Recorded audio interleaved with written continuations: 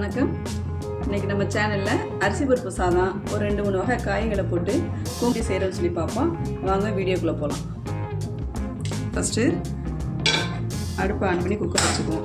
அதில் ஒரு 50 மில்லி நம்ம எப்போது சமைக்கிற ஆயில், நல்லெண்ணெய் கூட சேர்த்துக்கலாம், இல்லைன்னா சமைக்கிற ஆயில் என்ன ஆயில் ஊற்றினாலும் அதை சேர்த்துக்கலாம். எண்ணெய் காயட்டும். காஞ்ச உடனே கடுகு ஒரு 1/2 ஸ்பூன், 10-20 கிலோ சின்ன வெங்காயம் உரிச்சு வச்சுருக்கேன். நறுக்க வேண்டாம், அப்படி முழுசு போட்டுருக்கேன். நல்லா கிண்டிக்கணும். போடுறது ரொம்ப கலர்லாம் மாற வேண்டாம், கொஞ்சம் நேரம் கிண்டி தான் போதும். இந்த நேரத்தில் காய்கள் ஒன்றுனா போட்டுருவோம். இப்போ முருங்கைக்காய் ஒரு காய், முள்ளங்கி ஒரு 2 முள்ளங்கி நறுக்கி வச்சுருக்கேன், அவரைக்காய் ஒரு 5-6 அவரைக்காய், கேரட்டு 1, உருளைக்கிழங்கு ஒரு பெரிய சைஸ் கிழங்கு ஒரு கிழங்கு, பீன்ஸ் ஒரு 5-6 பீன்ஸ் நறுக்கி வச்சுருக்கேன். இதை போட்டு கிண்டிக்கலாம். காய் எல்லா காயும் போடும்போது சாதம் கொஞ்சம் டேஸ்ட்டாக நல்லாயிருக்கும். வெறும் பருப்பு அரிசி மட்டும் போட்டு செய்கிறதும் நல்லாயிருக்கும், ஆனால் இது அதை விட நல்லாயிருக்கும். எல்லா காய்களையும் போட்டு நல்லா கிண்டிக்குவோம். 10 நிமிஷம் அந்த ஹீட்லே. இப்போ ஒரு தக்காளி, ஒரு சின்ன சைஸ் தக்காளி 2 நறுக்கி வச்சுருக்கேன், அதையும் போடுவோம். நல்லா அந்த ஈரப்பதம் போகிற அளவுக்கு எல்லாத்தையும் நல்லா கிண்டி வைக்கலாம். ஒரு 10 நிமிஷம் அந்த எண்ணெயிலே இருந்து வதங்கும்போது காய் நல்லாயிருக்கும். அந்த பச்சை வாசனை போயிட்டு நல்லா டேஸ்ட்டு கொடுக்கும், ஸ்மெல்லும் நல்லா கிடைக்கும்.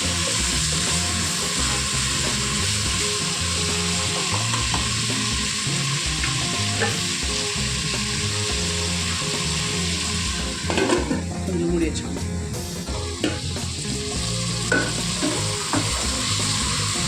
இடையில் ஒரு 2 நிமிஷம் கழிச்சு நம்ம வந்து தட்டை எடுத்துகிட்டு நம்ம இதை கிண்டி விடணும். அப்போ தான் மேலே உள்ள காய் கீழே உள்ள காயெல்லாம் கலந்து வேகும். இல்லைன்னா கீழே மட்டும் வெந்துடும், மேலே இருக்கிறது அப்படியே நிற்கும். இப்போ போதும். கொஞ்சம் மிளகா, கருவேப்பிலை. ஃபஸ்ட்டு போய் கருவேப்பிலையை போட்டோம்னா சடசடன்னு வெடிக்கும், மேலே தெரிச்சிடும். அதனால் பின்னாடி போட்டுக்கலாம், ஓரளவு சேர்ந்து வதங்கிடும். ஒரு 1/2 ஸ்பூன் மஞ்சள்தூள்,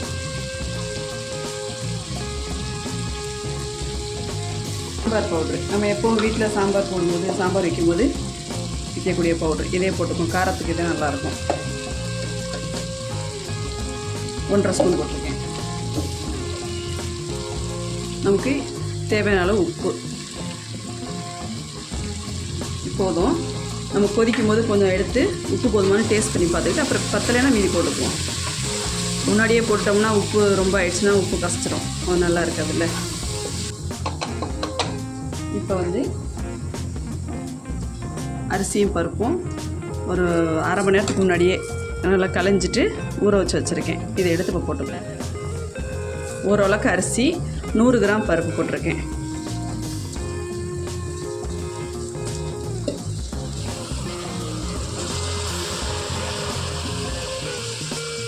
துவரம்பருப்பு போட்டே செய்யலாம், இல்லைன்னா சில டைம் வந்து நம்ம பாசிப்பருப்பு கூட போட்டு செய்யலாம், அதுவும் நல்லா டேஸ்ட்டாக இருக்கும்.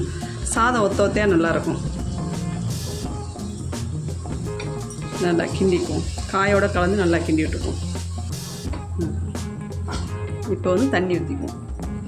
இந்த செம்பில் ஒரு செம்பு ஊற்றுறேன். இது பத்தாது, இன்னும் கொஞ்சம் ஊற்றும். இது போதும். ஒரு கொதி வந்தோடனே இன்னும் ஒரு 1/4 செம்பு தண்ணி ஊற்றிட்டு நம்ம குக்கர் மூடி வச்சுருவோம். இப்போ வந்துட்டு இது யூஸ்வலாக நம்ம பண்ணலாம். இப்போ வந்துட்டு ஒரு 5-6 பூண்டு பல்,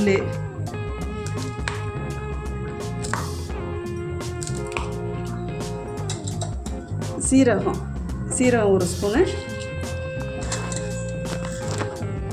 மிளகு ஒரு 3/4 ஸ்பூன். இது வந்து நல்லா உரலில் வச்சு இடிச்சுப்போம்.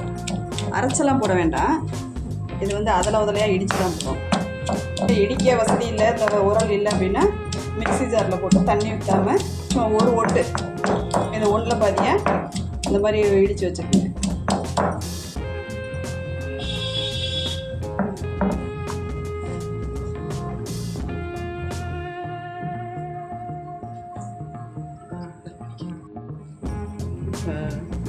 திறந்து பார்ப்போம். கொதி வந்துருச்சு.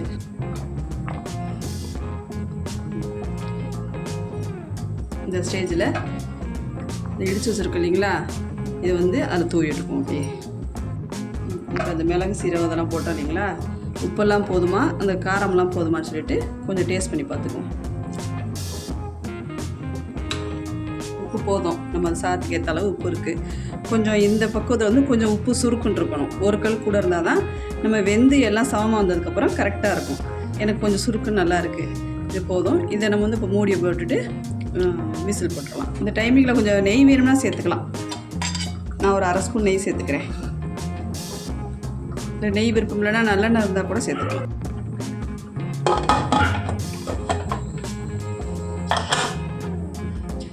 ஒரு 3 விசில் வரட்டும், நம்ம ஆஃப் பண்ணிக்குவோம். 3 விசில் வந்துருச்சு, ஸ்டீமும் நல்லா இறங்கிருச்சு. இப்போ குக்கரை ஓப்பன் பண்ணி பார்ப்போம். ஸ்மெல்லு செமையாக இருக்குது.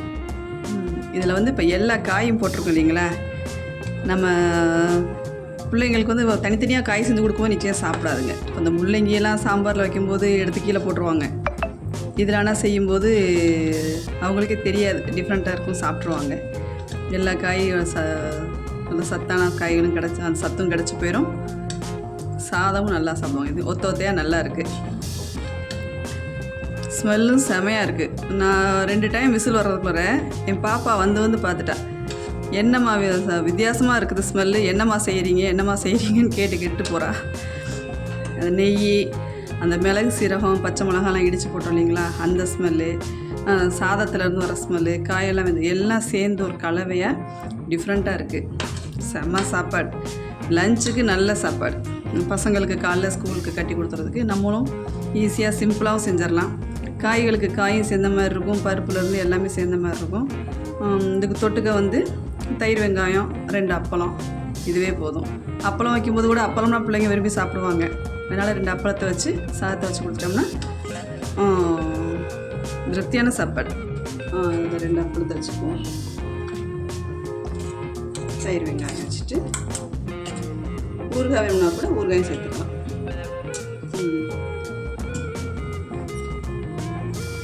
நீங்களும் செஞ்சு பாருங்கள், எப்படி இருக்குன்னு சொல்லிட்டு கமெண்ட்ஸில் சொல்லுங்கள். என்னோடய சேனலை லைக் பண்ணுங்கள், ஷேர் பண்ணுங்கள், சப்ஸ்கிரைப் பண்ணுங்கள். தேங்க்யூ.